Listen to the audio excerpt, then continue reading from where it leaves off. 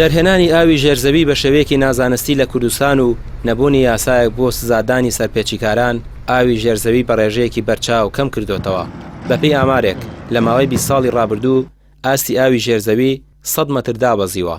هۆشداری دەدرێت لەوەی دەستبردن بۆ ئاوی ژێرزەوی و وشکە ساڵی بەردەوام بێت لە چەند ساڵی ئایندەدا بە بیابانبوون لە بەشێک لە ناوچەکانی کوردستان و عێراقیش ڕوودەدات.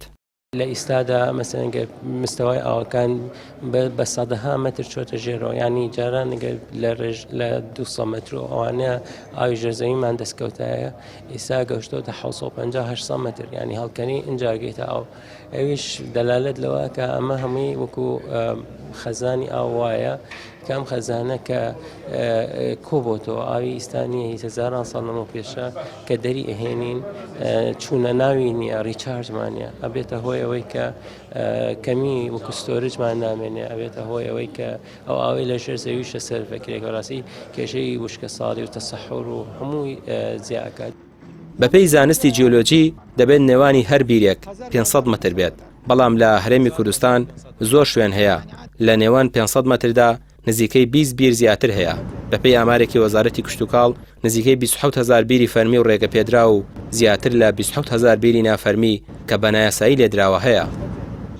بێگومانەوەی کێستا بینرێت وەکو جەنابتان لە بیدایەتەوە ئاماژەتان پێدا لە دەشتی هەولێرایەکە لە مشکلە ئەساسیەکان کە ساڵان بە 150 مەتر و 200 چۆتە ئاو، ئێستا نزیک بۆتەوە لە 650 مەتر تا 700 مەتریش لە بەشێک لە ناوچەکانی سنووری پارێزگای سلێمانی بە هەمان شێوە.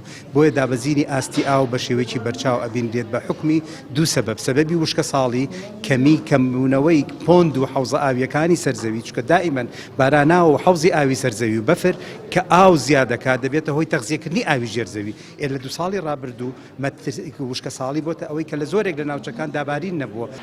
پلانی عێراق و هەرێم بۆ ڕوبەڕووبوونەوەی مەترسیەکانی کەم ئاوی دروستکردنی پۆند و بەنداوە. ئەم پلانەی کە دەمێک ساڵە باز دەکرێت و ئێستا کە مەترسیەکان گەیشتووە بە قۆناغێکی مەترسیدار کار دەکرێت بۆ دۆزینەوەی چارەسەرێک. لە کاتێکدا دەمێک ساڵە پسپۆڕانی بواری جیۆلۆجی دەڵێن گرفتی ئاوی ژێرزەوی چارەسەر نەکرێت، دۆخەکە لە دەست دەرەچێت.